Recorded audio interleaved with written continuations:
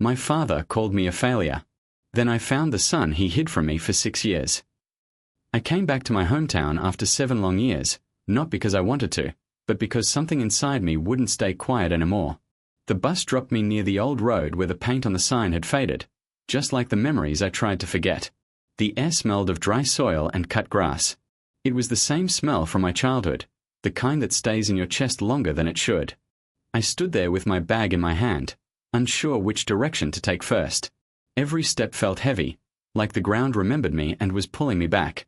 I had told myself 1,000 times that I was done with this place, that I had moved on.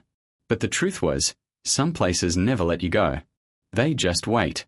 The farm sat at the edge of town, quiet and patient. The fence was still crooked. The old tree near the gate leaned a little more to the left, as if time had pressed its weight on it. I didn't plan to stop there. My feet did that on their own. That's when I saw her. Sarah stood near the barn, holding a basket against her hip. Sunlight fell across her face in soft lines, the way it used to when we were young and believed the world was simple. Her hair was tied back, a few loose strands moving with the wind. She looked older. Not tired, just changed. Like someone who had learned how to carry quiet pain without letting it show. She looked up, and our eyes met. For a moment, the world slowed down. The birds, the wind, even my breathing felt distant. Her expression shifted from surprise to something deeper. Something careful. She didn't smile. Neither did I. "Hi," she said. It was such a small word, but it landed hard. "Hi," I replied, my voice sounding unfamiliar even to me. We stood there, separated by a few steps and 7 years of silence. I wanted to say 100 things. I wanted to ask if she was okay, if she was happy, if she ever thought about me. But none of those words came out. They stayed trapped in my chest, crowded by memories I hadn't touched in a long time. "I didn't know you were back," she said. "I just arrived," I answered. "Didn't plan much." She nodded slowly, as if she already knew that. As if she knew me. The farm looked smaller than I remembered. Or maybe I had grown used to bigger places, louder cities, and rooms that echoed with money instead of meaning. Back then, this farm felt like our whole future. We used to stand by the fence and talk about leaving, then coming back stronger. Smarter. Together. We didn't. I remembered the last day clearly. The argument. The words thrown like stones. My father's voice sharp and loud, cutting through everything. He said I was wasting my life. That dreams didn't feed families. That love didn't pay bills. He said Sarah would hold me back. I left that night with anger burning in my chest and pride blinding my eyes. I didn't look back. I didn't explain. I told myself it was the only way. Now, standing in front of her, I wasn't so sure. "I heard about your father," she said softly. "He's fine," I replied, a little too quickly. "Still the same." She looked down at the basket in her hands, adjusting her grip. "Some things don't change," she said. There was a pause. A long one. "I should go," I said, even though I didn't want to. "I'm staying at the old house." She nodded again. "Okay." As I turned to leave, she spoke. "I'm glad you're alive." I stopped. Those words hit deeper than anything else she could have said. I turned back, but she was already walking away toward the house, her step steady, her back straight. I watched until she disappeared inside. That evening, the old house felt colder than I remembered. Dust covered the shelves. The walls held shadows of a life that once was mine. I dropped my bag and sat on the edge of the bed, staring at the floor. My phone buzzed. A message from my father. "Dinner. Don't be late." No greeting. No welcome.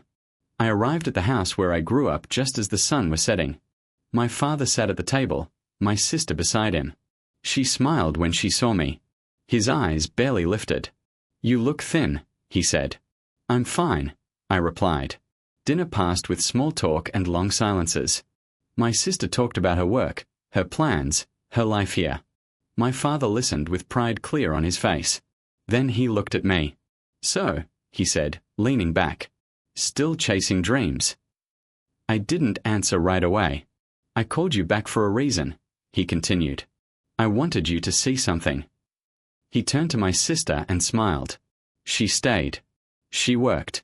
She built something real. She's my only success. The words were calm, but they cut deep. I nodded slowly. I see. He didn't ask where I had been. He didn't ask what I had done. He had already decided my story without reading a single page.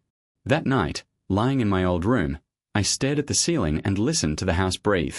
Every sound reminded me of why I left, and why I came back. Outside, the town slept quietly. Somewhere nearby, Sarah was awake too, and the past, patient as ever, was getting ready to speak. The next day, I walked back toward the farm without thinking too much about it. My body seemed to remember the way, even if my mind tried to stay distant. The morning air was cool, and the ground was still damp from the night. Each step felt quieter than the one before, like the town was watching me but choosing not to speak. Sarah was near the fence again, feeding the animals. She didn't look surprised to see me this time. It was as if she had expected me to come. "You always walk like you're trying not to make noise," she said without looking up. I gave a small smile. Some habits stay. She finally looked at me, her eyes searching my face as if she was trying to match the man in front of her with the boy she once knew. "You stayed the night?" "Yes." "At your father's place?" "For a few hours," I answered. "Then I went to the old house." She nodded. I figured. There was an awkward silence, the kind that feels heavy but also familiar, the kind that carries words that were never spoken. "I heard your sister is doing well," I said. "She is," Sarah replied. "She always followed the rules." That sentence held more than it showed. I leaned against the fence, feeling the rough wood under my hands. "Do you hate me?" I asked suddenly. She froze for a second. Then she slowly placed the feed bucket down and wiped her hands on her jeans. "No," she said. "I was angry. For a long time. But hate takes too much energy." I nodded, staring at the ground. I should have stayed. Or at least explained. "Yes," she said simply. No blame. Just truth. The wind moved through the field, carrying the sound of distant birds and the quiet breathing of animals. Everything felt calm on the surface, but under it, emotion stirred like something trapped underwater. "You left so fast," she continued. "One day we were planning a future. The next day, you were gone." I was scared, I admitted. Scared of becoming nothing. Scared of proving him right. "My father?" she asked. "No," I said. "Mine." She looked at me then, really looked.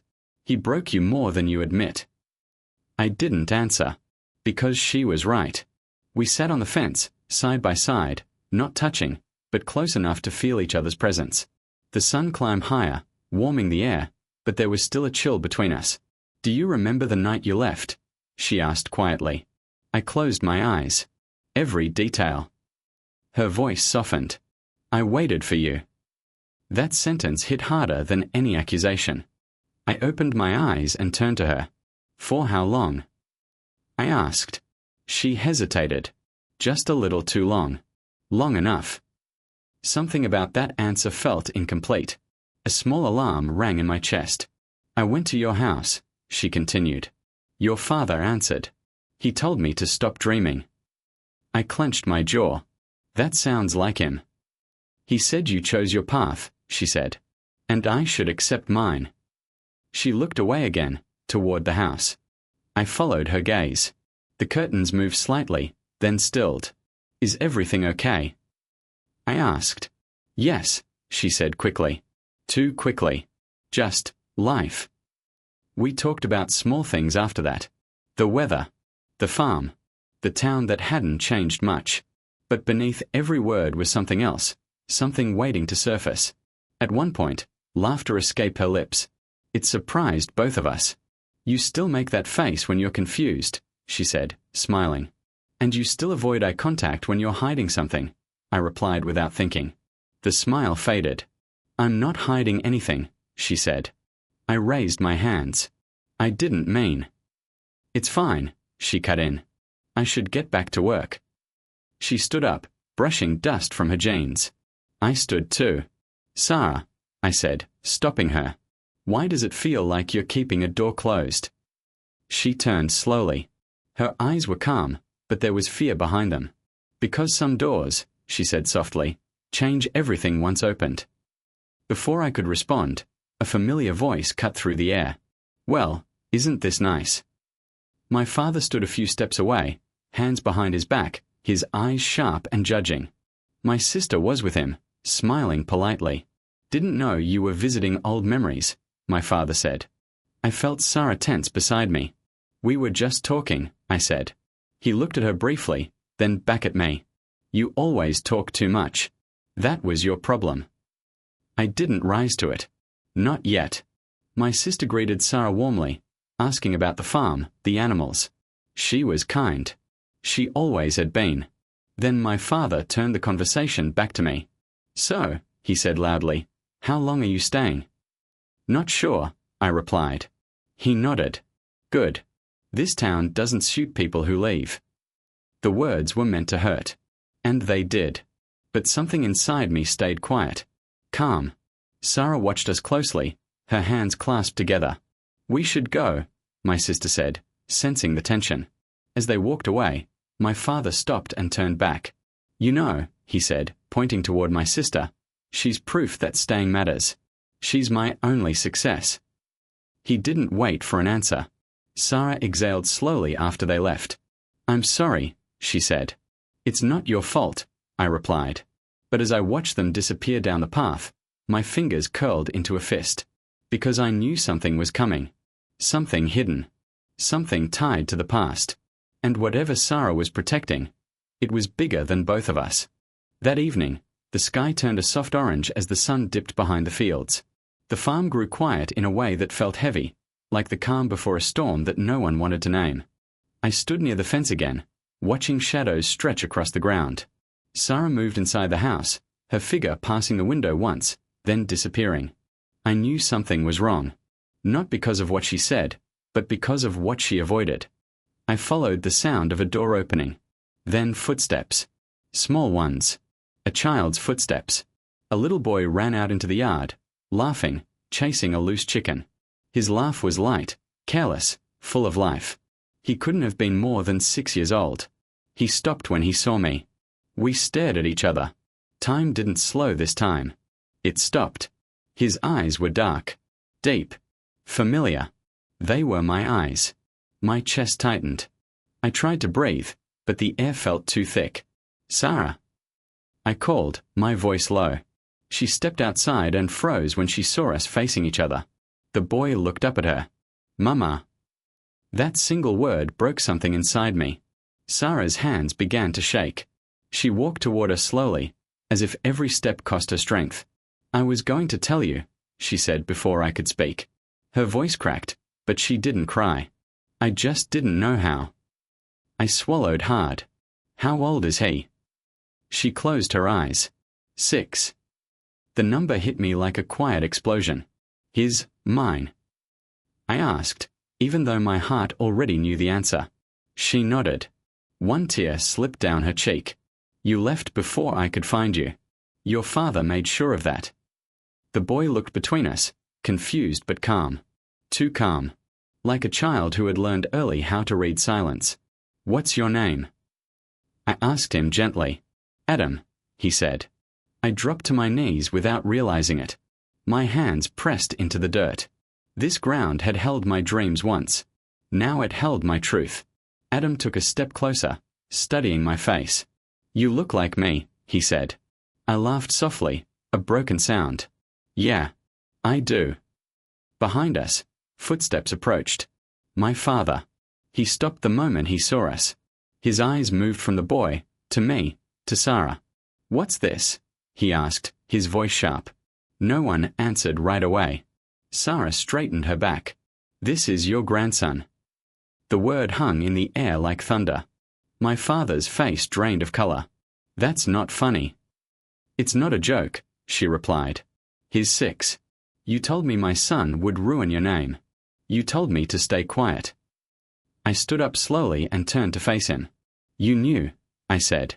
Not a question. A fact. He opened his mouth, then closed it again. My sister appeared behind him, eyes wide, confused. What is she talking about? She asked. My father avoided her gaze. I felt something shift inside me. The anger I had carried for years didn't explode. It settled, became clear, cold, controlled.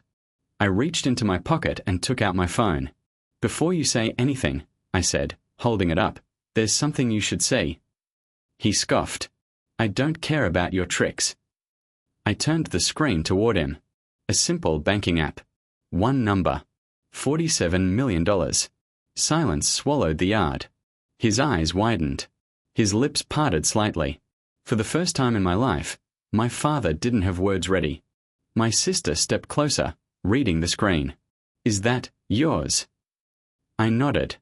My father stared, blinking like the world had tilted. "That's impossible." "I left with nothing," I said calmly. "I built everything myself. Every night you said I was nothing, I remembered. Every time you called me a failure, I worked harder." His shoulders sank. "You said my sister was your only success," I continued. "But you never looked at me long enough to see what I became." The boy reached for my hand. I held it. My father looked at Adam again. Really looked this time. His voice shook. I was protecting the family. "No," Sarah said. "You were protecting your pride." The truth cut deeper than any shout. My father's eyes filled with regret. Not the kind that asks forgiveness, but the kind that realizes it's too late. I knelt beside Adam. "You don't need to understand any of this," I told him softly. "Just know I'm here now." He nodded, trusting me in a way that hurt and healed at the same time. I stood up and faced my father one last time. "You didn't ruin me," I said. "You just lost the right to be part of my life." I turned away. Toward my son. Toward the future. Behind me, my father stood silent, surrounded by the truth he buried. And for the first time, his face said it all.